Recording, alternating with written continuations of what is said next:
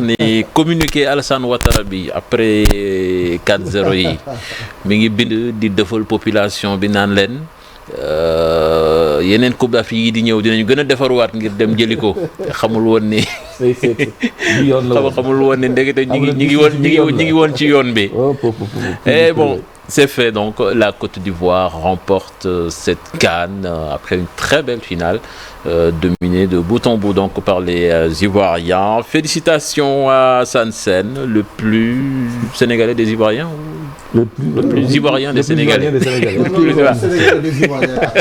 Assane maa ngi lay nuyu, félicitations. Merci beaucoup, maa ngi lay fay, maa ngi nuyu ñëpp. CAN bi joxe na vraiment épilogue bu neex. Scénario bi comme tu disais ki ko doon bind moom. ki ko doon bind moom. ki ko doon bind vraiment. du début à la fin dramaturgie bu compliqué. mais bon CAN comme tu dis yemul ak yenn compétition yi ça dépend déjà ci tracé bi ça dépend ci yoon bi ngay jaar ça dépend ci ni gars yi di mais il faut juste noter que ñoom bi ñu amee seen survie ba dundaat. Ils se sont améliorés de jour en jour. Demain, leen di wax fi attention, la Côte d'Ivoire a fait des progrès. Voilà, Assane nañ ci dellu si waat mi ngi enflammé aussi la victoire.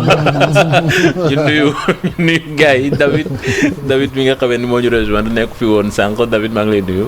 maa ngi nuyu ñëpp merci encore une fois donc di bokk ak yéen plateau bi di nuyu doyen yi vraiment di féliciter de passage doyen Sène aussi donc vraiment on a assisté à un très bon match donc victoire vraiment méritée. De la Côte d'Ivoire de bout en bout par rapport ak match tey bi vraiment je pense qu'il y a rien à dire sur cette belle victoire ivoirienne. Bonsoir Lamine. Bonsoir Cheikh Tidiane, bonsoir à mes amis Talla Assane et bonsoir à David qui nous rejoint.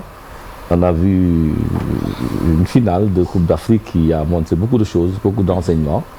Bon, on verra après si c'était le match dont on parle. Voilà, Talla maa ngi lay nuyu. maa ngi lay fay Cheikh di nuyu David mi door egsi di nuyu Assane le Sénégalo-Ivoirien quand même après tout il est sénégalais. ak waa Ba. Voilà et puis di nuyu Lamine di nuyu tamit téléspectateur TFM yi nga xam ne vraiment bokkoon nañu di ànd ak ñun boobu ak léegi j'espère que tey vivre nañ finale. parce que finale aussi incertitude la du début jusqu'à la fin. mais là au moins on a assisté à un peu de suspense par moment et vraiment je pense que ça a été un plaisir de regarder ce match là. Voilà avant ñuy dem ci réaction yi ak Mamadou Ndiaye du côté d'Abidjan c'est le feu là-bas tout le monde est déchaîné dañuy dellu si ci match bi nga xam ne moom moo jeex léegi une Côte d'Ivoire à réaction. Je pense que c'est le fil rouge, bien le dénominateur commun ci seen parcours ci compétition bi depuis bi Emerse Faé jëlee équipe bi on voit que équipe la boo xamee ne à chaque fois day nekk dos mur sauf contre RD Congo mais après day am ressource ngir dellu si waat jëlaat match bi ils l'ont fait de fort belle manière aujourd'hui Assane et am na ñaar ñoo xamee ni ils ne sont pas étrangers à cela muy ñaar ñi nga xamee ni ñoo togg bitu victoire bi di Adingra ak Sébastien Haller nga xam ne nekkuñu fi woon daanaka ci premier tour bi. Ouais, moi je pense que Côte d'Ivoire ils ont eu un coup dur ci début campagne bi parce que ñaar ñooñu ñoo doon fer de lance seen ligne d'attaque Gassé bi muy bañ a jël Zaha il comptait sur Adingra ak fixation Haller. Entre parenthèses Gassé il est champion d'Afrique. Non. Il a démissionné su fekkoon ne gars yi dañ ko kii mais dafa démissionné donc c'est lui qui n'en voulait plus donc moo tax nekkul champion d'Afrique donc cette Côte d'Ivoire là je serais même plus xamuma ko plus euphorique que toi non dama ci yokk Kosunu j'ai insisté hier pour vous dire le talent de ce gosse et l'impulsion qu'il donne de derrière dès l'instant qu'il a la balle il faut que l'équipe sur la charge joue de l'avant donc même tey sax Cheikh ils sont pas en réaction ils contrôlent la partie ils prennent un but contre le cours du jeu et après derrière ils ont les ressources. Mais il fallait trouver la ressource. Ressource parce que tam il faut juste rek benn détonateur benn starter Adingra sur toutes les balles ñun fii man am na benn match j'ai voulu faire de Aïna un homme du match tellement son talent et ses qualités sont indéniables mais tey il s'est fait dévorer par le gamin c'est pas possible donc Nous avions dit qu'il s'est montré trop suffisant lors des demi-finales. Et ça s'est confirmé aujourd'hui. Et le gars l'a balancé. Tey moom du suffisant. Tey moom il a eu du souci. Il n'a jamais pu la montrer. Derrière, bon, pour rester ci li Cheikh wax ñaar ñooñu ils ont vraiment dem nañ sax ba benn moment à l'air on veut le remplacer. Mais tellement gars yi xam nañ ne sur un coup d'éclat le but qui marque c'est il faut être vraiment avançant de top là. Renard de surface. Tudd na ñaar ñooñu mais l'élément déterminant je pense que c'est l'entraîneur Emer Faé qui est à la base de ce renouveau en pleine compétition quand même et ça il fallait le faire. Non, il fallait le faire parce que quoi qu'on puisse dire une équipe t'as beau avoir du talent, de bons joueurs, des individualités, tout ce que tu veux. Mais il faut savoir former un groupe et aussi transmettre à ce groupe vraiment ce qu'il te faut pour pouvoir gagner. Parce que c'est ça aussi le coaching. Le coaching, ça veut dire que c'est pouvoir transmettre aussi une connaissance à quelqu'un, être pédagogue par moment, être même préparateur mental par moment. Et tu en as besoin. Et dans ce genre de tournoi, en plus tu joues à domicile, il te faut avoir quelqu'un à la hauteur. Lui, sa chance, je pense que ça a été d'avoir été un joueur professionnel qui a vécu dans cet environnement-là, qui a été même binational parce qu'après tout, il a joué pour l'équipe de France à un moment donné, avant de revenir pour jouer après pour la Côte d'Ivoire. Donc, quelque part, je pense qu'il en a beaucoup emmagasiné. Et ça lui a permis, dans ces moments difficiles, où tout le pays était en doute, en se disant, est-ce que la Côte d'Ivoire pourra y arriver? C'était pas évident. Mais par contre, dans le coaching, pendant tous les matchs, on a senti à chaque fois qu'il a eu à faire les petits changements qu'il fallait pour donner un peu plus d'impulsion à son équipe et pour maintenir au moins son équipe dans le cours du jeu. Parce que la Côte d'Ivoire, à chaque fois, on l'a vu, cette équipe, elle a été parfois malmenée et même dominée dans le jeu, mais ils ont su trouver les ressources nécessaires. Et ça, il a su compter sur son banc, sur des joueurs capables de pouvoir faire la différence. Et sur les deux matchs qui ont suivi, là, on a vu avec Haller et Adingra, c'est des garçons capables de pouvoir faire la différence à tout moment. Sur le but de Haller, là, c'est un geste d'attaquant pur. Tu vois le garçon qui percute, qui déborde tout le temps et qui cherche le centre, coûte que coûte. Il ne cherche même pas à marquer Adingra, mais il sait que Haller pourrait être présent dans cette surface de réparation. Et il a eu le geste qu'il fallait et aussitôt après, il est reparti. Donc, c'est pour dire, quelque part, le coaching dans une équipe, c'est hyper important. Alors, David, un jeune coach, jeune coach, da ngay débuter. Là, tu vois, un entraîneur boo xamee ni dafa ñëw réussir en l'espace de 2-3 semaines loo xamee ni am na ñoo xamee dañuy nekk foofu 4 ans, 5 ans, 9 ans, te duñ ko réaliser. C'est quoi? C'est le talent, la bonne étoile, la chance, moom moo koy andi wala? Oui, audace d'abord, hein. Donc il faut être audacieux pour être un entraîneur, da ngay am audace aussi, ñeme li ngay def. Donc je pense aussi c'est important, prendre des décisions, être clair, am stratégie comme on dit, mais aussi n'oublions pas que Faye aussi est resté longtemps sur le banc de cette équipe ivoirienne. Meilleur coach du tournoi, Emer Faé, comme ni nga koy gisee à l'antenne. Donc après il a été aussi, n'oublions pas, dans les sélections aussi au niveau de l'équipe nationale ivoirienne avec les U23 et tout. Donc c'est quelqu'un qui connaissait déjà la maison. C'est un entraîneur aussi jeune, c'est vrai, mais avec d'énormes qualités. Li muy toog ci banc bi yëpp di liggéey ak Grasset, mi ngi jàng lu bëri, donc il a fait pas mal de bonnes choses. Mais je pense que c'est un entraîneur très audacieux. di nangu jël ay responsabilités parce que aussi il faut le dire, hein, donc il a pris vraiment d'énormes décisions ci CAN bi en faisant sortir par moment des joueurs supposés être cadres, tout ça pour le compte de l'équipe. Ça c'est très important. Je pense que c'est un entraîneur qui a travaillé pour le collectif surtout et il a osé aussi prendre certaines décisions, donc là aussi c'est important. Et beneen bi aussi le travail qu'il a fait entre-temps, donc si diggante 3 matchs yu muy jël équipe bi, on a senti vraiment en tout cas une nouvelle dynamique dans le groupe, c'est-à-dire que sur le plan mental aussi, sur le plan psychologique, il a su insuffler vraiment beaucoup de choses dans ce groupe. Loolu aussi c'est important, il faut le souligner. Bon, un entraîneur c'est ça, hein, il faut être pédagogue comme l'a dit tout à l'heure Grand Talla. Il faut oser aussi di jël yenn responsabilités, di assumer. Donc voilà, moi je pense qu'un groupe c'est un tout aussi. Donc c'est pas uniquement le terrain, c'est l'environnement, il y a beaucoup de paramètres qui rentrent en jeu surtout ces genres de compétition. Sur les FIFA et Djugé aussi, donc c'est en tout cas, moi je lui tire chapeau. Hein. Il fait partie vraiment des entraîneurs à qui j'ai beaucoup de respect. Formé encore une fois à l'école nantaise avec des Reynald Nouex, Coco Suedo, voilà. L'école nantaise. À bonne école, à bonne école. Il n'a pas eu besoin des principes de l'école nantaise. Ouais, bon, on ne sait jamais. On sait jamais. Et je repose la même question, coach. Parce que Emerse Faé, en peu de temps, dafa doon jànkuwanteeg situation yoo xam ne il fallait prendre des décisions en plein match aussi. La Côte d'Ivoire dos au mur mu war a jël ay décisions et pratiquement il ne s'est jamais trompé.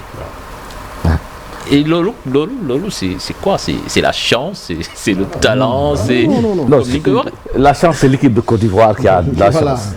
Mais je pense que c'est un chef de troupe qui, à un certain moment donné, a pris de l'ascendance sur ses soldats. Parce qu'il fallait avoir... Il a l'œil. Il fallait avoir... Avant d'en arriver sur les lectures du match et ses adaptations qu'il faisait à chaque moment du match, à chaque période du match, il ne les ratait pas. Mais je pense que plus que de la pédagogie, c'est le psychologue qui a pris il a été très psychologue. Parce qu'il l'a dit, je sais ce que je dois dire aux joueurs, je sais parler aux Ivoiriens. Ce que peut-être Gasset ne pouvait pas, problème de culture peut-être. C'est pourquoi parfois il est important de parler, parfois tu parles dans ta langue même. Donc c'est un chef de groupe qui est venu à un bon moment et il a pris de l'ascendance sur les soldats. Parce que les gens croyaient en lui maintenant. Parce qu'il leur parle et il leur dit, écoutez les gars, si nous devons mourir, nous mourrons fusil à la main. Nous n'allons pas nous laisser égorger comme ça sans crier. Et donc il opérait des choix. Il opérait des choix et des choix judicieux parce qu'il lisait bien. Il n'avait plus de pression. Il ne pouvait plus lui arriver. On disait qu'Abdi Mor n'a plus peur de couteau. N'a pas peur de couteau. Moi je suis déjà mort, je suis ressuscité. Écoute, je ne vais pas retourner dans la tombe. Comme ça. Donc, cette ascendance psychologique qu'il a reçue chez ces soldats a permis à Emerse Faé d'avoir les coups de franche pour prendre les bonnes décisions. Il ne tremblait pas quand il fallait prendre une décision. Quand il fallait mettre Kessie sur la touche lors des huitièmes de finale, il l'a fait. Quand il fallait le remettre dans le truc, il l'a fait au bon moment. Aujourd'hui, qui avait parlé de série pendant cette Coupe d'Afrique-là? Il était là pour compléter peut-être le groupe. On en avait parlé. Après le 4-0. Après le 4-0. Avant même que Faé ne vienne, on avait soulevé ici la question. Avant, nous tous, on s'était dit que normalement, cette Côte d'Ivoire va avoir une façon de faire avec un milieu, normalement, qui va apporter de l'impact physique. Pas beaucoup de jeux, mais et dominer son adversaire. On est passé à côté. Et Faé est venu. Il a remis en question des certitudes et il a refait son groupe. Écoutez les gars, moi je suis là pour que tout le monde soit impliqué. C'est une affaire de tous maintenant. Si vous ne pouvez pas me satisfaire, sachez que je ne regarderai pas votre nom. Absolument. Je vous sortirai et je ferai. Et les gens ont compris et tout le monde était impliqué. Il a eu des apports structurants, comme disait l'autre. Ceux qu'il attendait, qui étaient blessés au premier tour. Adengra, mais regarde l'attitude de Diakité, Singo. Aujourd'hui, nous tous nous sommes posé des questions. Bon, parfois aussi. Mais même Kossounou. Oui, Kossounou. Oui, le jour d'Assane, Kossounou avec Gasset, il faisait pas partie des plans. De Gasset, alors qu'il s'est révélé le meilleur arrière central de la Côte d'Ivoire. Que ce soit Nika ou Boli, il n'arrive pas au tuer. Finalement, il a réussi son coup. Il n'y avait pas à faire. Parce que c'était plus un problème de schéma tactique. La Côte d'Ivoire ne pouvait pas changer sa façon de faire parce qu'il était là-bas. Avec lui, donc, mais comment maintenant rendre efficace ou efficient notre schéma, notre façon de faire? C'est-à-dire qu'il faut atteindre très rapidement le dernier tiers de l'adversaire et installer le jeu. Il l'a réussi plusieurs fois. Parfait. Et donc, c'est ce qu'il a réussi. La bonne attitude. Donc maintenant, on n'a pas encore parlé de ce match-là, mais sur ce match-là. Mais avant, Dany, on va aller voir la réaction des supporters ivoiriens après le coup de sifflet final. C'était l'extase au stade Alassane Ouattara, des images de joie que nous allons voir avec Mamadou Ndiaye. Dieu est derrière nous, on est les enfants de Dieu. Dieu c'est un Ivoirien, c'est tout ce que peut dire. Félicitations à les perdants. L'année prochaine est là, on est ensemble. Vraiment, nous sommes très heureux. sommes fiers du parcours des éléphants. Parce que vraiment, c'est un parcours sanitaire. Et ça, on appelle dans la remontada ivoirienne. Voilà, c'est une remontada. Parce que là, notre match contre la Guinée équatoriale, les gens pensaient qu'on était déjà tombés. Mais Dieu a fait grâce. Les Ivoiriens se sont retrouvés. Et ils ont pris les esprits. Ils ont pris les choses en main. Ils ont pris leur bâton de pèlerin. Et ils sont débrouillés jusqu'à l'arrivée en finale et remporter le 3e trophée. Et nous disons merci aux éléphants. Merci à eux. Nous sommes fiers d'aujourd'hui. Dans la vie, il ne faut jamais désespérer. Merci au peuple marocain, merci aux Ivoiriens, victoire à nous. Au revoir. Fier de votre... Je suis fier de ma patrie. Je suis fier aujourd'hui de porter ce maillot. Je réside au Mali. Je vais regarder ici au Mali. Et je suis venu pour la coupe. J'ai pleuré ici. Contre la Guinée équatoriale. Aujourd'hui, je voulais le choix. Je suis fier de ma Côte d'Ivoire. Je suis fier du président de l'Union, tous les travaux qu'il a eu à faire. Je dis merci aux joueurs, merci aux éléments. Merci en tout cas à la Côte d'Ivoire. Vous êtes partis pour nous. J'espère repêcher pour gagner à Cannes, c'est incroyable.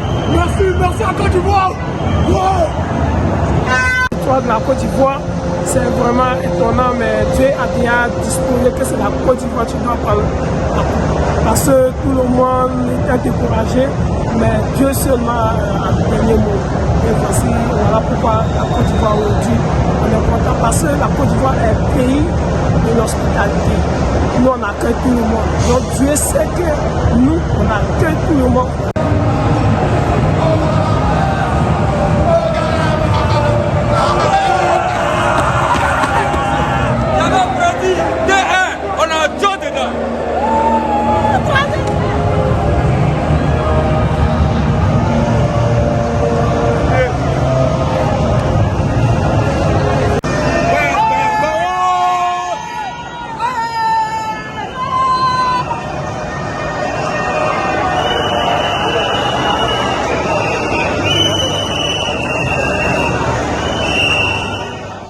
Ah, actuellement, ça doit être la folie dans les rues d'Abidjan. Talon, on connaît ça, hein, il y a 2 ans de cela. D'une tamit fii la ñu nekkoon di tëb ce goût de la victoire. C'est quelque chose qu'on n'explique pas parce qu'on le vit et après on ne peut pas l'expliquer. Et moi aujourd'hui je vois cette Côte d'Ivoire-là gagner, je me dis c'est mérité, c'est amplement mérité parce que quand tu vois cette finale se dérouler, tu te dis ce serait une insulte au football de voir le Nigeria gagner ce trophée. Quand tu as toutes les armes en main pour pouvoir attaquer, jouer et tu refuses de jouer.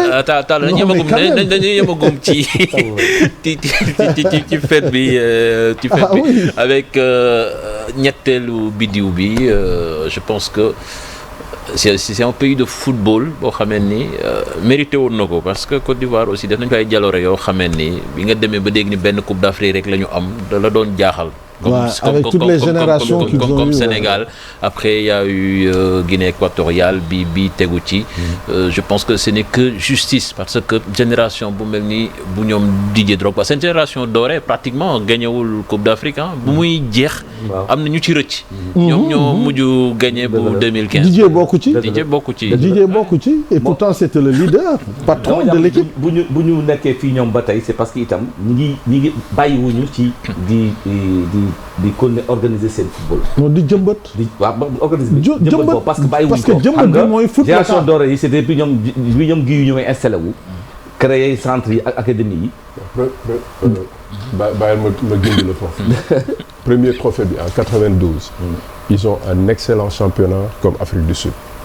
Parce que moment boobu ASEC d'Abidjan ak Africa Sport c'était des modèles de club. Tout à fait. Mais lu ci ëpp bon ASEC il y avait les actionnaires tous les commerçants et tout ils avaient énormément de moyens fële il y avait un neveu xawma beau-fils Houphouët-Boigny Simplice Zinsou ci en 92 déjà les clubs se déplaçaient en avion spécial pour dem jouer en Afrique donc c'était génération boobu ak les Aboulaye Traoré ñoom ñoo ñëw gagné 92 après ça à l'ASEC ils ont réfléchi ci académie ak Jean-Marc Guy ñooñu ñi ngeen wax ñëpp ñi ñëw ci 2015 sauf DJ ki nekkoon fële ñëpp presque ci foofu la ñu génne benn moment ils ont quand même eu une difficulté ils ont eu personne pour un peu rek cadre DJ mu bañ a Osimhen di disperser wu di defi ji lépp di loolu xaw na leen guddal donc génération boobu en 2015 fruit wu loolu la tey jii nii académie yaa ngi résister mais soo xoolee y a forcément des formations Adingra par exemple il est formé ci benn académie aux alentours au Ghana où les enfants sont formés et puis ils ont une génération assez spontanée avec beaucoup de binationaux et tout seen championnat nag joxe na loxo suñu góorgóorlu aussi bi coup d'éclat bi ak ressuscité ak nangam duñ ko maanaam ñi ngi ko nañ def parce que boo gisee ni seen championnat mi ngi def de la résistance mais malgré les difficultés des différents clubs ñu def exemple parce que ils arrivent toujours à organiser dans de bons stades avec de bonnes pelouses les publics ne viennent pas totalement mais il y a toujours une constance et une régularité dans l'organisation. non xam nga loolu gën a waral moo tax il faudra dire ça maintenant lii dañ leen dimbali ñu mën a peut-être sa gàtt bu baax ci seen mais dinañ ci egsi parce que ñoom Ouattara s'est impliqué pour les droits de télé avec Canal il y a eu une société chinoise qui voulait s'implanter là-bas ñooñu dem waa Canal non Canal dem waa ji dem Ouattara ne ko léegi waa Canal négocier ne leen léegi ñun mën nañ joxe li ñële di joxe pour les droits de télé donc ça permet au moins au club d'avoir des ressources ci droit de télé parce que ñoom ba léegi seen championnat ñu ngi koy diffuser sur Canal même bu dee stade yi vide na am nañu ay terrain am nañu ay droit de télé yoo xam ne ay ressources additionnelles la par rapport ak ñi nga xam ne mécénat boobu doon yàgg am Côte d'Ivoire ci seen football ñu koy mën a te lii ñu de am tey dina leen permettre ñu mën a gëm ne mais réforme yi ñu war a mën a def parce que ils ont eu des turbulences ci seen élection yi passé mais gagné bii ñu gagné victoire bii ñu am tey dina leen mën a permettre ñu gën a mën a toogaat waxtaanaat seen biir ne kat ñun suñu góorgóorloo defaruwaat tuuti mën nañu demaat fu sore parce que étoile ça représente toujours quelque chose dans un football surtout quand le football est devenu une cohésion sociale une motivation exceptionnelle donc tey résultat bii ñu am nii tey donc ça les pousse à réfléchir davantage en se disant qu'est-ce qu'on doit faire encore pour améliorer parce qu'on a eu à faire des erreurs de casting de choix de ceci ou de cela mais li ñu provoqué il y aura un retour des gens vers les stades xam nga ñun léegi suñu stade dafa tane depuis ñu gagné les gens commencent on constate un retour du public moyen au niveau des stades tey jii booy jouer à Iba Mar Diarra tu vois du monde quand tu vas à Pikine à Guédiawaye tu vois du monde quand c'est le cas tu vois du monde quand tu vas à Saint-Louis quand la Ligue reçoit tu vois du monde ce qu'on n'avait plus mais loolu effet boo am demaguma foofu moo tax donc lii daf si dafa am effet d'entraînement bu muy indi te ku si jaar war nga mën vraiment yóbbuwaat sa football daañu ko tuuti ànd suñu gars yi donnez-moi ce que vous voulez pour le foot local mais boobu ba léegi du ñuy xaar. non def wax nañ ko ba Macky Sall laa ngi nii di dem. fekk nañu ba joxuñu ko dara de 2019 à 2024. waa ji ne leen jox leen ma document bu ma leen mën a accompagner. Ouattara li mu def tey. ba mën a fexe ay club di am ay droits de télé. ak canal. daf ko xeex ba am ko. tey luñ ko mënti waxal. dina ne jàppale naa leen. c'est bon dañuy dellu Abidjan je pense ak Vieux Diouf fekki fa Mamadou Ndiaye mi jël ay réaction ba léegi ci fête bi Mamadou maa ngi lay nuyu xam naa ni foofu moom instant bi moom beneen affaire la. Bonsoir Cheikh Tidiane, troisième étoile pour les éléphants de la Côte d'Ivoire après leur victoire face au Nigeria, 2-1. On peut dire voilà, c'est les miraculés enfin qui ont remporté le trophée de la CAN 2023 ou 2024 organisé chez eux ici en Côte d'Ivoire. mu nekkoon nag ndam lu nga xamante ni Côte d'Ivoire am na ko ci digganteem ak Nigeria mu nekk match bu metti waaye ci njëkk ci début match bi bi ñu demee ba ñu xaajal mën nañu wax premier mi-temps bi ñii di waa Nigeria njëkk a dugal waaye yemuñu ko mën nañu wax ni Côte d'Ivoire min nañu njëkk a dugal depuis ci seen huitième de finale yi nga xam ne dund nañ ko ak Sénégal depuis boobu dañoo gisaat beneen équipe te loolu la ñu gis ñi nga xamante ne mooy ndaw Emerse Faé wone ci lii nga xamante ni mooy tournoi bi enfin lii nga xam ne mooy récompense bi mooy victoire finale bi nga xam ne am nañ ko mu nekk seen troisième étoile ci seen histoire ñoom waa Côte d'Ivoire mi nga xam ñi nga doon jàkkaarloog ñii di waa Nigéria nag gis nañ taxawaay bi mais actuellement ñi ngi xaar réaction ñaari sélectionneurs yi ak yi tamit yi nga xamante ni ñooy homme du match bi ak tamit cérémonie bi nga xam ne def nañ ko fi muy cérémonie de clôture bu 34e édition Coupe d'Afrique des Nations ñu gis ni président Alassane Ouattara ovationné par le public d'Épimbe mi nga xamante ni mooy stade bu olympique bu Alassane Ouattara ñu gis ni public bi ñëpp dañ ko doon tàccu daal di koy tatagal surtout bi mu jëlee ànd ak ñi nga xam ne mooy njiitu waa FIFA yeeg CAF yi jox trophée capitaine bu équipe nationale bu Côte d'Ivoire mu nekk nag victoire bu am solo organisation bi nga xamante ne mucc na ayib donte am na ay quelques couacs rek ci biir biir yi xam naa yooyu dañ ci gën a ñëw gën ko yaatal mais li ci gën a am solo mooy Côte d'Ivoire décroché nañu seen 3e étoile ci seen histoire ci Coupe d'Afrique des Nations tey seen diggante ak Nigéria ñu daal di koy daan ñaari bal ci benn. Amadou Ndiaye merci ñu ngi lay jaajëfal di la féliciter yow tamit ci liggéey bi nga def foofu ca Côte d'Ivoire alors ñu ngi wax ci Nigéria ñi nga xam ne ni moom moo ñàkk final bi tey je pense que Côte d'Ivoire match bi mu joué tey bon mënuñ wax ni copie exacte la match bi contre Sénégal ak contre Mali parce que tey daanaka bi match bi commencé ba muy jeex moom moo dominé mais.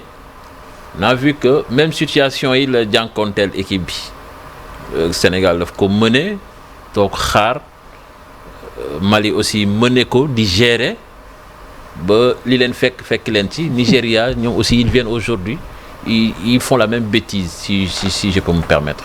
Ouais, parce que gis nga man dama am déception parce que Côte d'Ivoire la faraloon na jàppoon na Nigéria moo mën Côte d'Ivoire par rapport ak li ñu wane woon maa ngi naan taal tout à l'heure man dama mer ba su ma doon waa Nigéria du ma bokk entraîneur avion parce que c'est une faillite du football que de venir et de ne pas jouer alors que tournoi bi yëpp boo jouer mais football il faut jouer on ne football pas c'est-à-dire qu'il faut jouer au football se donner le ballon et attaquer mais bon sang jël match bi tey Côte d'Ivoire son meilleur match tey pour man parce que du début à la fin moo mën a yëf yi ñi naan si Nigéria si temps fort Nigéria amul benn temps fort gisuma seen temps fort donc c'était un truc unilatéral une domination unilatérale Côte d'Ivoire war mériter gagner coupe bi gagner ko man jàpp loolu la jàpp Nigéria bi nag man li ma si décevoir mooy comment on peut avoir li ma c'est le jeune homme qui regardait Noël mu ni ma il a quel âge Yérim il a quel âge il me dit stagiaire journaliste stagiaire comment on peut avoir le meilleur buteur le européen de l'année et ne pas attaquer mais il faut aider aussi même Hassan l'avait dit li muy def peut-être c'est même peut-être démesuré on était d'accord parce que dafa am lu ma peut-être mais il faut parfois l'aider aussi aller attaquer et lui créer les conditions de pouvoir marquer de finaliser quand tu peux pas avoir Lookman Chukwueze Simon et dire que tu vas pas jouer pour attaquer ces gens-là c'est les attaquants mais lui-même il demandait à son équipe de remonter le bloc mais le choix d'entraîneur non il a demandé Osimhen a demandé à ses partenaires remonter le bloc allons chercher ces gens-là xam nga li mu nuroo mooy suñu match ak li ñu nuroo ak Nigéria mooy dañuy jàpp ni ñun waruñu soxlawuñu bal bi dañuy taxaw daañ ko gérer mu jeex mais loolu mënu am ci football mais c'est même une insulte c'est une faillite du football non c'est-à-dire que tu peux pas défendre 90 minutes sur 10 matchs tu peux en réussir une seule fois tu le réussis mais 9 sur 10 tu passes il a fait de mauvaises options au mauvais moment non mais ça dire pendant tout le tournoi on a vu cette équipe-là attaquer presser récupérer des ballons et gêner l'adversaire li ci neexoon mooy da ngeen gisoon seen capacité de reconversion c'est-à-dire que même bu ñu attaqué pressé ils ont une capacité de reconversion énorme dans cette action boo xamante ni bu ñu dellusee kenn na dugal bi mais quand tu as le ballon qu'est-ce que tu en fais mon sang absolument voilà. c'est ça le refus de jouer là comment je comprends qui m'a écœuré et bon je mets un point d'interrogation est-ce que li leen dal c'était un refus de jouer ou bien que cette équipe était dans l'incapacité de faire face ils ont subi est-ce qu'on peut dire que incapacité là attends tu peux pas rester dans ta propre zone à chaque fois que tu as le ballon tu perds le ballon dans ta propre zone et après dire non moi je peux défendre en bloc bas C'est impossible. C'est-à-dire que quand tu regardes le match, les Ivoiriens sont allés les chercher, mais à un moment donné, quand les Ivoiriens... Même à 0-0, c'était comme ça. Parce que c'était un choix. Ne dis pas que non, mais c'était un choix. Le Nigeria jouait déjà les tirs au but. Non, mais c'est-à-dire que c'était un choix. Je ne sais pas, lan moo nekk si bopp bi ba mu nii lay jouer match final bi tey.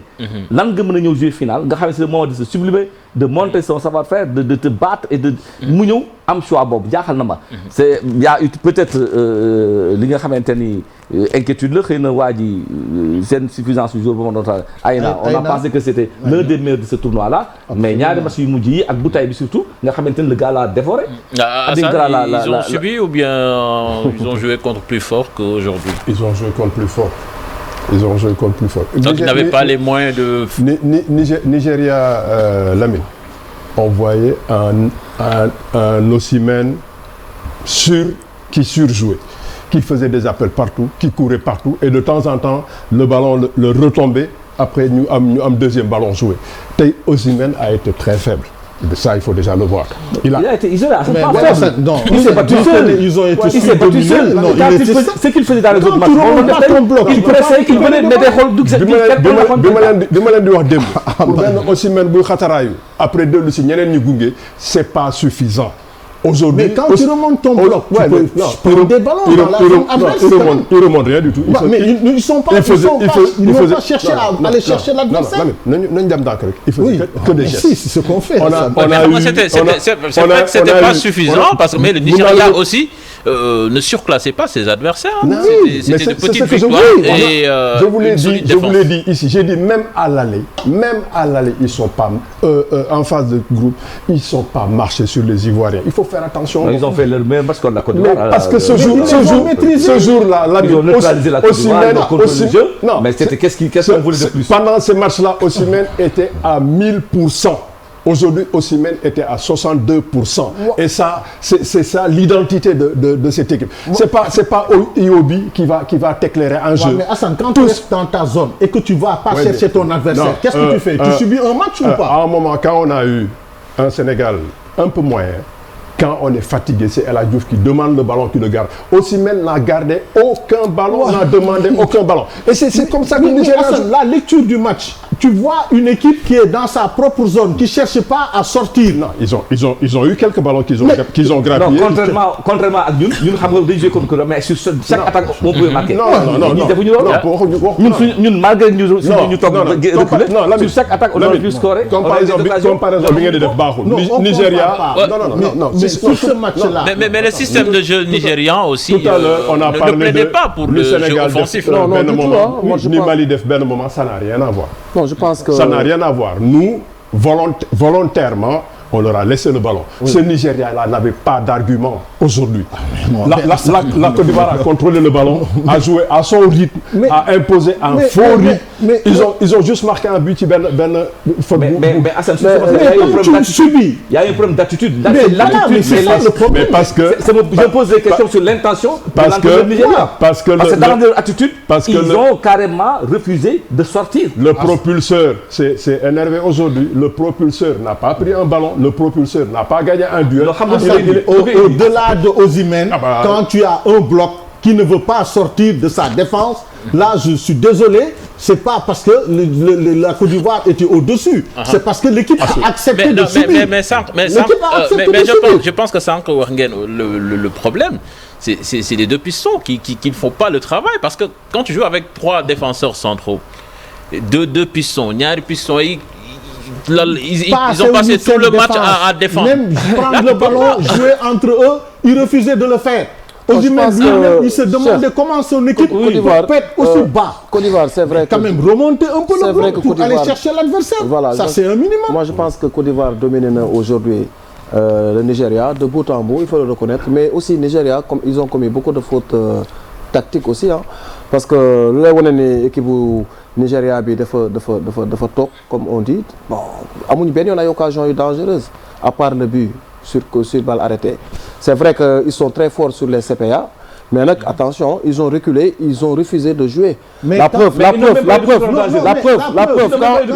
ils ont pris le deuxième but. La preuve quand ils ont pris le deuxième but. L'attitude de Aïna a changé. Ils ont changé d'attitude. Il a commencé à percuter, à provoquer, à prendre ses responsabilités. Et ils ont cherché à jouer parce qu'il fallait revenir coûte que coûte au score. Mais ça, c'est une attitude. C'est des choix que le joueur respecte. Ça veut dire que ñoom mën nañ ko def. Aujourd'hui, quand ils ont encaissé le deuxième but, ils sont sortis, ils ont créé beaucoup d'occasions. Mais pourquoi nous toog pendant presque 70 minutes derrière? Tu laisses l'adversaire dérouler comme ils ont. Même si c'est stratégique, même si c'est doyen, même si c'est stratégique. Le gardien ivoirien n'a jamais pris. Ils ont fait du hurrah football. Même si c'est stratégique. Ils sont pas. Mais c'est vrai que Nigeria bu tey bi daal c'est pas vraiment. Mais la Côte d'Ivoire a réagi dans ces mêmes moments-là, dans tous ces matchs. C'était le kick and rush. dañuy jàpp bal bi balancer dem chercher ji adversaire bi. mais demi-finale et finale non mais Talla demi-finale et finale là il y a une nette évolution. Mais c'est tout à fait normal parce que là tu as l'obligation de résultat et tu vas aller chercher un résultat. Tu cherches à jouer. Mais sur ce match-là, l'attitude du Nigeria, quand même, on peut déplorer. Quand même, ils ont cherché à jouer en bloc bas. Ils ont subi le match. Quand ils ont pris un deuxième but, ils se sont sentis un mouvement de révolte en se disant qu'on va aller chercher l'adversaire. Ils ont cherché à jouer. C'est normal. Au-delà du Nigeria sax problème boobu tax ma soulever ko fi dafa feeñ lu bari ci CAN bi. Y a plein d'équipes yoo xam ne à un moment donné je sais pas ndax elles étaient dans la gestion ou bien dañoo je sais pas n'avaient plus les moyens pour avancer. mën na nekk lenn. mais à chaque fois équipe yi ko def ça ne leur a pas réussi. mais mën na nekk lenn mën na nekk ni ils avaient un problème de fraîcheur physique ñu waxtaan si biir xam ni tey jii mënuñu dem mën na nekk loolu parce que doo xam naka la entraîneur mais intention am laa xam woon. non mais Nigéria bi wanewul manque de fraîcheur physique ah. non Jomani. en parce que mën na on l'a pas senti quand même dans le jeu. si xam nga ils étaient incapables ay na le gars le dominer tout le temps. mais dafa ne. est-ce que gestion boobu ñoom entraîneurs yi ñoo koy demander après avoir marqué un but. tu refuses de jouer systématiquement. Pourquoi on parle de bloc bas? C'est un terme qui a sa signification. bii dafa ñëw rek commencé jouer loolu. Voilà. dafa ñëw dans le match mais le Nigeria dès le coup d'envoi mais li ngay wax ni dégg nga ko en Mondio Vision tu as entendu Kaba Diawara c'était contre la Guinée équatoriale mais il a demandé à son équipe non attendez bu leen génn mu koy wax ñëpp di ko dégg ci caméra lu mujjee bañ ko songee lu karay du mujj di dëkk quand même am na loo xamante ne dafa jaaduwul ci football daal boo yoree bal bi il faut en faire quelque chose. À partir de ce moment, si tu veux gagner ou si tu veux préserver un résultat, il y a une meilleure attitude à avoir. C'est-à-dire que tu cherches à attaquer l'adversaire. Au moins, tu le gênes dans les relances et tu essaies de récupérer des ballons. Ça, c'est pas de la physique nucléaire. Il faut essayer juste d'avoir l'envie de jouer. Mais il n'y a pas que le bloc bas, il y a le bloc médian. C'était une stratégie là aussi, mais le Nigeria, on peut utiliser. C'est pas uniquement le bloc bas. Parce que bloc bas, c'est vrai, il y a beaucoup de dangers hein, sur bloc bas. Nous savons le bloc bas, comment ça se passe. C'est très difficile. Bloc bas ou bloc bas. Il faut Nigeria. Ce qu'ils avaient réussi lors du premier match, ils ont fait le contraire aujourd'hui. Mais regarde ce qui s'est passé. Il reste un no man's land à Série qui n'a jamais été inquiété par un pressing quelconque.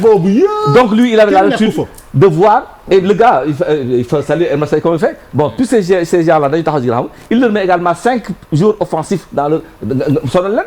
Nous obligés mais comme ils ont fait contre le Sénégal. Mais est-ce que tu as dit le coach nigérian côté Bobo il a été spectateur parce qu'à un moment donné le système tu le changes mais soriwantoo wuñu système yi soriwantoo wuñu suñu boss ñëwuñu ak intention boobu ça s'est produit en cours de match mais qui il est venu avec cette intention de dire que ni du ma son cours de match à 10 minutes rek waaw d'accord mais ba tey mais xam nga ñun sax am na ay moments yoo xam ne sax dañu def contre attaque la jàkkaarloo kan yi dugal mais kii même bu waree contre attaqué wul il pouvait pas parce que ñi daan indi affaire boobu ay naa ak l'autre qui était à gauche bokkuñu benn yoon si l'animation offensive au jeu donc du coup waa ji man dama jaaxal man daal gis nga waa ji li ma jàpp dans l'élaboration Lamine les quelques rares les équipes qui étaient prêtes gisuma benn yoon ñu def gestion jamais gisuma Afrique du Sud ne dem lay dugal but def gestion bàyyi la bal bi jamais gisuma Cap-Vert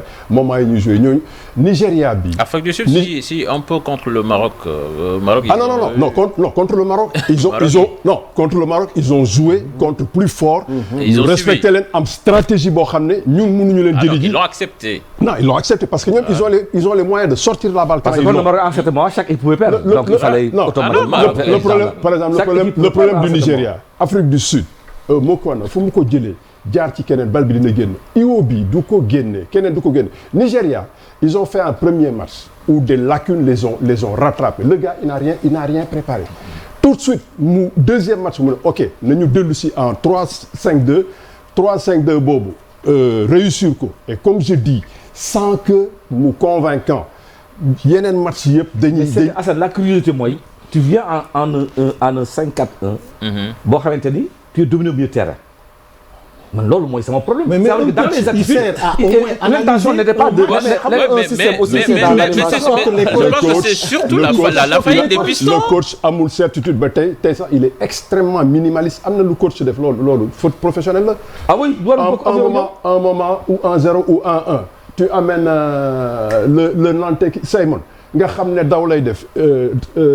Aurier mu ngi sonn am na carton tu dis à Simon viens aider Aïna pour que Adigra dootul jàll mais kooku ban ambition la am parce que dañu amuñu li ngeen leen jox man bi ngay wax fii démb di wax Nigéria li mais c'est la structure ils ont montré cela mënoo ko bañ apprécier aujourd'hui son tournoi a été presque parfait aujourd'hui ils sont venus en gagne petit aujourd'hui ils ont joué en gagne petit parce que mënuloo ñëw ba final nga bëgg a toog naan damay assurer mes arrières je vais pas attaquer. c'est-à-dire loolu mënul nekk aussi tamit. Voilà. Comme je dis et je persiste coupable. C'est une insulte en foot. Tu peux pas être vouloir jouer. Aussi même fatigué épuisé. Non, aussi mais tu mets mon fils. Dans les autres matchs, quand il est capable de déclencher le pressing, les gens le suivaient. Mais aujourd'hui, en tout cas, le Nigeria a beaucoup respecté. Osimhen, il est capable. Mofi, il est capable de faire des courses. Il est capable de presser l'adversaire. Osimhen, meilleur attaquant. Tu demandes les ballons, tu les amènes. Mais pour brûler la preuve, la CAF sax l'a ignoré. Il n'est pas homme du tournoi. Non, Hassan, parce dans la stratégie du Nigeria. Il a été plus dans le combat, dans le désordre. Non, dans la stratégie du Nigeria. Je le minimalise. Parce que non, le collectif qu'il a aujourd'hui. On a connu des attaquants. Non, c'est bon, les gars. Le Nigeria faisait une zone presse médiane. Vous permettez de def loolu. Dafa doon une zone presse médiane. S'il vous plaît. C'est bon, vous m'attendez la perche. Je pense qu'il nous reste 7 minutes. Minuit taxaw wax ci les nan lañ koy waxee sax les lauréats, les performances individuelles. Nee nga ni Osimhen dañ ko kii à la place ils ont pris un défenseur, le défenseur et capitaine du Nigeria comme meilleur joueur du tournoi. Et con. Parce que derrière il y a pas. Non, je pense que loolu du Osimhen rek la ñu je sais pas sanctionné manque de mais du moom kese mais durant tout le tournoi c'est ce défenseur central qui marquait les buts qui est élu je pense que c'est pas pour ses buts qu'il a été élu homme du tournoi. Il a été homme du match, je pense, contre la Côte d'Ivoire ou contre Ghana. Il a été homme du match. N'oublions pas que Cannavaro a été ici Ballon d'Or, défenseur central. Lui, c'est un grand défenseur central. Mais ça arrive. Ça arrive dans le monde. Mais ça arrive peu. Oui, mais ça arrive. Ça arrive. Et on a vu des libéraux de très grande classe. Aujourd'hui, on en a connu. Ay Beckenbauer ak yooyu, ay Roger Mendy tey boo leen jëlee mais c'est des joueurs yoo xam ne fu ñu dem dañuy émerger. Il en fait partie. Il a des qualités d'homme, de leader, il est technique, il s'est marqué des buts. Tu vas trop loin. Il a pas le talent de Roger Mendy. Mais tey de sa génération, il a été un bon combattant. Ma question c'est que c'est mérité ou pas. Man jàpp naa ni déjà dafa am loo xamante ni dans le sport collectif les distinctions individuelles là day créer ay discrimination. Pourquoi? Xam nga lu tax le gardien de but qui arrête 4 pénaltys il gagne jamais de ballon d'or, il n'est jamais meilleur joueur. Mais il a été meilleur gardien. Non, mais voilà, il faut meilleur gardien, meilleur défenseur, meilleur terrain, meilleur nagam sangam. En ce moment-là, c'est équitable. Tout à fait. Tu marques 14 buts. Il efface 20 buts dans un tournoi. Mais on n'en parle pas, on parle du meilleur buteur. C'est discriminatoire. Gis nga lan la ak football daal c'est un jeu, c'est un sport collectif. Ouais, bon, tu vas loin là. Non, c'est important. C'est important parce que lu fi indi toujours les conflits ci Ballon d'Or bi. Kii ko Ballon d'Or bi ñu fi defee ay Ballon d'Or bi ak ba Aliou Cissé noté fii voté keneen. indiwul coow lu bare. Man daal je préfère dans un sport collectif. de noter les joueurs par rapport à leur poste. Man bii fii nii d'accord ma ci xam nga d'accord ma si parce que man par exemple Mokena moom ma gën a ba fakk sa bët ci tournoi bi. Non mais d'habitude après il a failli.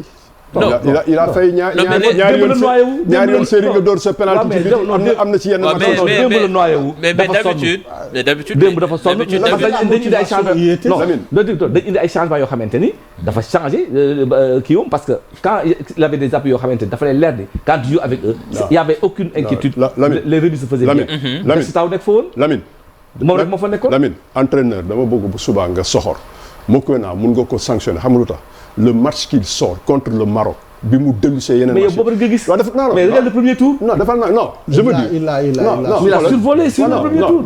doo ma bàyyi ma daaneel. il survole le premier tour. après dafay ñëw di surjouer. dafay ñëw di def lu ci bokkul. donc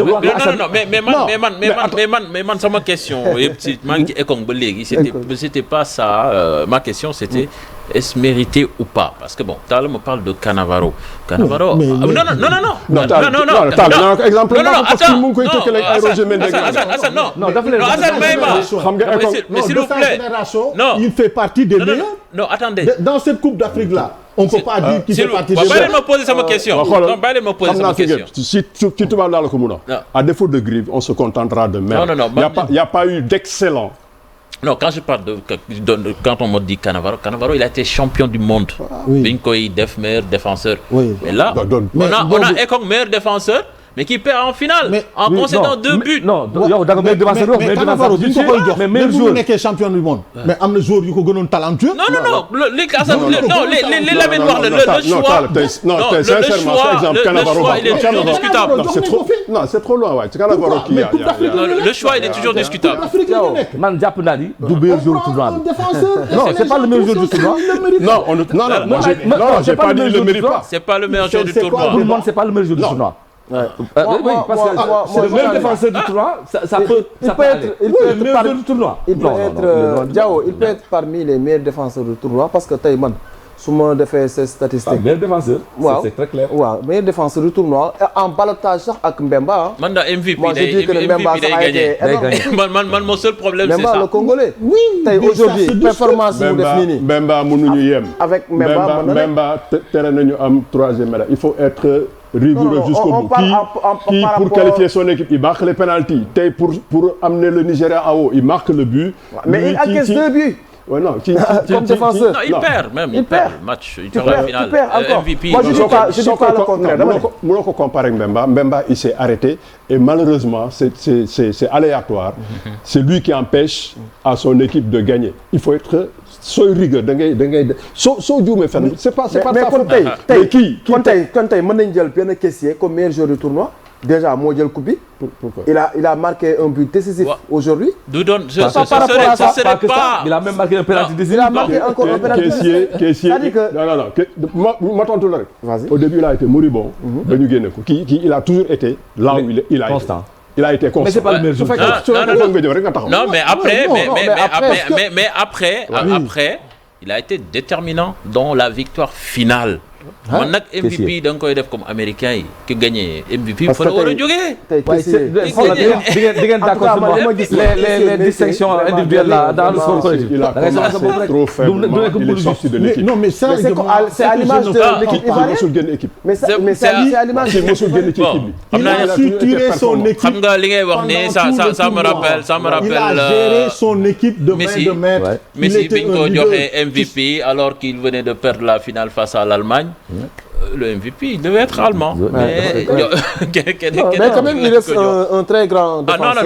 Non, avant ñu ko koy jox ça on l'a dit avant. Il faisait un très grand tournoi. De sa génération aujourd'hui quand tu vois cette équipe du Nigeria là, son comportement, moi, c'est ce qui m'a le plus frappé. C'est un comportement par rapport à ses partenaires. Non, c'est un Comment il était là pour mener son équipe. Le Nigeria a ressuscité son Stephen Keshi, c'est ça quoi.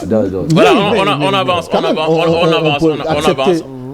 Très vite, Ron Williams, là, pas de débat. Meilleur gardien. Meilleur gardien, le Sud-Africain. En concurrence proche avec Wabali.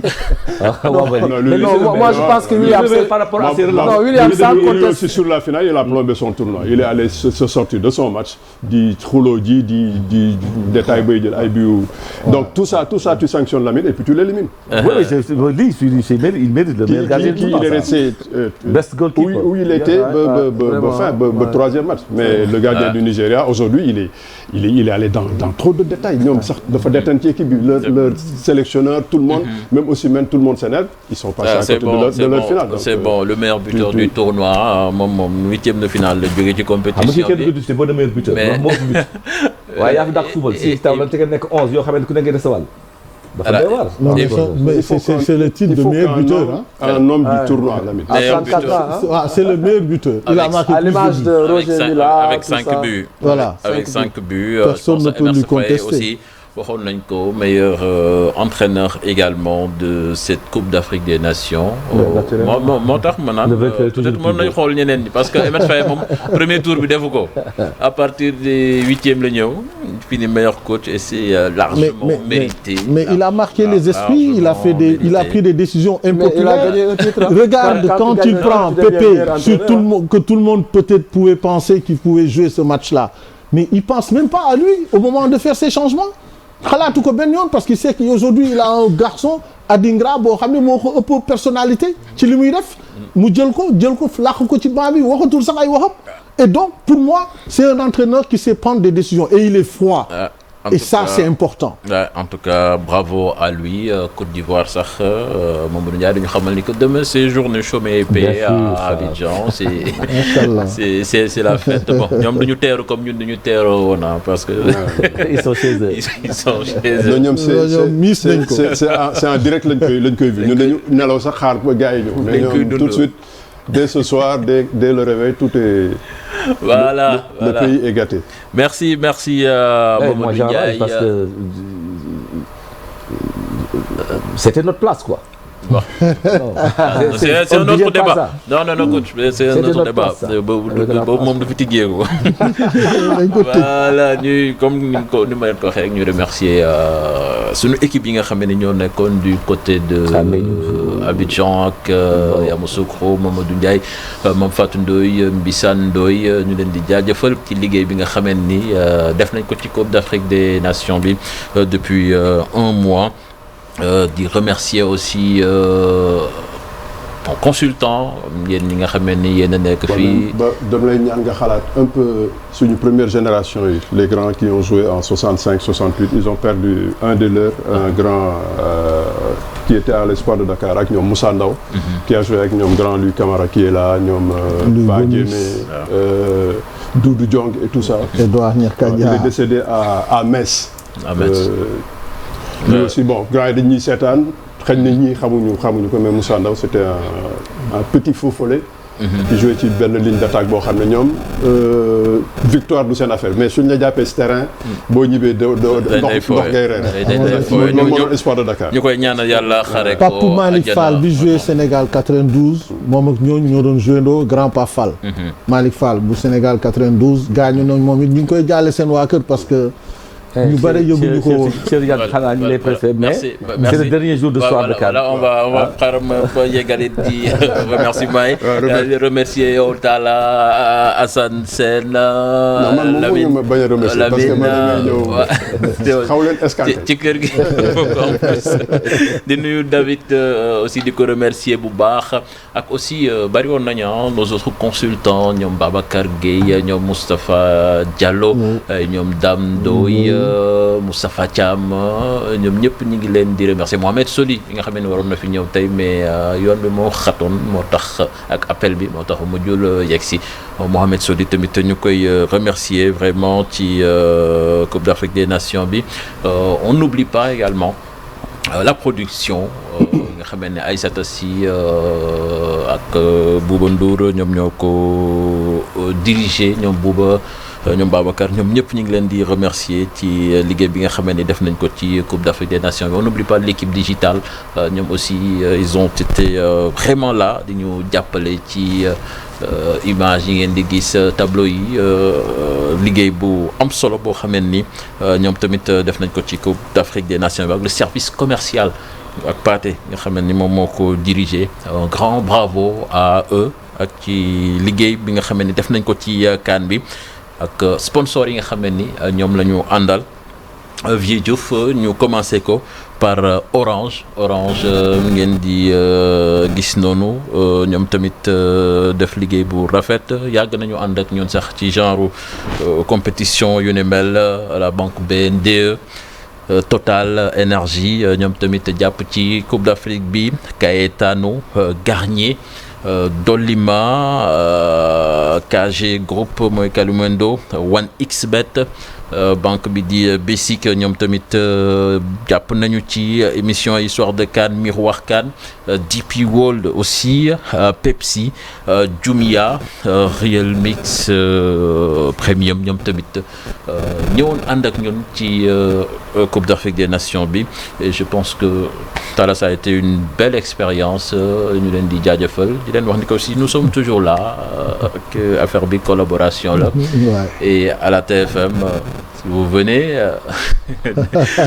vos produits seront visibles. Absolument c'est vrai que partenaires yi ñoom ñi ngi dinañ ñëw sax am na ñu commencé fëgg ci buntu yi ñu ngi egsi donc je pense qu'il y en a un qui a déjà signé Petrosen bokk na ci ñooñu donc dinañ ñëw jàpp ci sport à la une am na ci yeneen partenaires yoo xam ne ñoom it ñu ngi xaar dama yaakaar ne rek dinañu gën a dooleel émission bi nga xam ne football moom lañ ciy wax ak sport de manière générale et donc di remercier ñëpp ci liggéey bi vraiment on est tous contents on a vécu des moments vraiment très agréables et vraiment je pense qu'on aura d'autres occasions pour pouvoir mieux nous exprimer et vous faire vivre vraiment avec beaucoup plus de passion et d'intérêt le football. Voilà ñuy remercier également Tafa Création bi nga xam ne moom moo ñu solal comme ni ngeen ko gisee nii ak match Sénégal yi nga xam ni ñoo jàlloon ci Coupe d'Afrique bi Tafa Création ñi mu àndal ñëpp ci liggéey bi nga xam ni def nañ ko ak Sifo également nga xam ni moom moo ñu doon touché ci mayo yi ñi ngi koy nuyu di ko jaajëfal bu baax a baax mais on n'oublie pas également l'équipe technique avec notre très grand réalisateur Vieux Diouf. Pierre Da Silva. Ah non, Da Silva, il n'était pas souvent là. Vieux ak Lassana moom tamit jàpp na bu baax ci miroir CAN bi moom ñoom am ci son bi Daouda Gueye toog toute l'équipe technique vraiment ñu leen di jaajëfal di rafet. Promo ton ami Promo. Ah non Promo lui day sonalaate rek Lamine la nga am kàddu yoo ci sànni. waaw xam nga on a passé un mois fii di waxtaan football ñii doon suivre nga xamante ni dañ ci scotché wu heure bu nekk ñu taxaw di xaar émission bi ma jiitati sama yaay moom mooy coach au niveau tey ay coach au niveau laa doon wax am na benn au niveau bu nekk Saint-Louis Mama Diallo ak ñi nga xam ne dama leen tuddee les soldats inconnus du football nga xamante ni ils ont tant donné au football ma dañ di ko wax Bassirou Wade Boulogne lañ koy wooyee nga xamante ni dafa contribuer si defar ay nit te dafa jàpp ci man ci ñuy jaar ci loxoom ci laa bokk donc du ma dañ di ko remercier suñu groupe yi waa Zurich football ak waa junior Linguère yi les anciens qui ñu suivent di joxe seen xalaat tout le temps il y a des critiques et puis remercier tous les téléspectateurs yi lay intercepter di la encourager di la defal ay critiques di la donc vraiment maa ngi leen di remercier bu baax a baax di remercier tamit invitation bi ñu defal ba ñu mën a wax ak ay Sénégalais. Voilà merci David. Merci vraiment plaisir la ma ñëw partager ak vraiment ak doyen Sène Talla Lamine vraiment c'est un énorme plaisir di kontaan bu baax vraiment gis naa fi aussi à la TFM vraiment beaucoup de solidarité dans cette boîte di remercier aussi borom boîte bi c'est l'occasion donc Youssou Ndour di remercier aussi Bouba Ndour Birane aussi le directeur vraiment ñi fi nekk ñëpp ñu ngi leen di remercier yaatal nañ ñu bon man c'est ma première fois may ñëw dans des grandes compétitions pareilles Et je reste toujours disponible et à l'écoute aussi. Vraiment, c'est un énorme plaisir de partager vraiment ces moments de football-là. C'est vrai qu'on a fait 1 mois, mais c'est comme si c'était une semaine. C'était tellement... Vraiment, merci encore une fois. Donc, d'y profiter aussi du nuyu sama yaay moom chaque fois émission yi moom déjà à 10h 22h elle est au lit mais day suivre léegi CAN voilà couleur CAN tout ça donc vraiment di remercier tous les téléspectateurs aussi de la TFM. Ça a été vraiment un énorme plaisir. Encore une fois merci à ñoo lay remercier David. C'est un jeune doyen nag c'est pas doyen Assane jeune doyen Assane. Bon j'ai oublié sama collègue coach yi ñu ngi leen di nuyu ñoom ñëpp vraiment tous mes amis collègues coach avec qui j'ai partagé les licences techniques. Assane ngay tàggoo wala c'est déjà fait. Voilà. Non, Tango, moi j'avais juste ce truc à passer, mais laisse-moi quand même remercier koo xam ne CAN bi yóbbu na ko mu découvrir Côte d'Ivoire enchanté ci équipe bi sama nag rakk ju baax bëggal ma boppam ma tax muy supporter Côte d'Ivoire. Là il était à Abidjan au stade Jaraaf Aziz Gueye de Ouakam et qui vit aux États-Unis. Il est charmé, donc je dis au moins lui je le félicite. Il m'a supporté et par travers moi a supporté mon équipe. Voilà, cette CAN moom c'était une excellente CAN. La Côte d'Ivoire a mis la barre foo xam ne balaa keneen di ko fa dabati di nga wax lu set et derrière on gagne la coupe. Allez éléphant. Talla pour le mot de la fin. Moi je remercie d'abord ma famille vraiment de m'avoir accompagné pendant toute cette période, mes amis. Donc cette fois-ci je vais en profiter pour citer ñi nga xam ne vraiment sumay xarit lañu muy Madi Touré muy Zal Diop muy Babacar, vraiment mon petit frère aussi qui est à Paris qui m'accompagne beaucoup dans les recherches vraiment et pour me donner beaucoup plus de consistance dans ce qu'on fait, de même que mon frère aussi qui est à Douala, qui est aussi un fan du foot, mon grand frère Pape Momar, Idrissa, et vraiment je vous félicite, je vous remercie pour tout ce que vous faites pour moi et vraiment j'espère vous en être reconnaissant parce que nit da ngay am reconnaissance. Et aussi je passe un grand bonjour à mon grand frère et ami muy Youssou Ndour sama grand la boo xam ne depuis Médina mi ngi may couver di ma accompagner di ma jàppale ci lépp lu may def ci àdduna daf ciy teew et nit amul lu dul fàttaliku et donc pour ça je dis grand frère merci encore une fois pour le soutien et pour l'accompagnement depuis plus de 30 ans 40 ans qu'on est ensemble vraiment je te remercie infiniment. Merci Talla Fall ñuy remercier aussi à Lamine Bayo nekk décor plateau bi nekk ci ginnaaw yëpp. Parce que c'est lui qui l'a imaginé ñu koy jaajëfal bu baax moom supporteru Cristiano Ronaldo joueur boobu nga xamee ne mi ngi Arabie Saoudite ak Real Madrid ñi ngi lay sant bu baax yow tamit Lamine. Voilà chers amis donc Cap de fin c'est fini.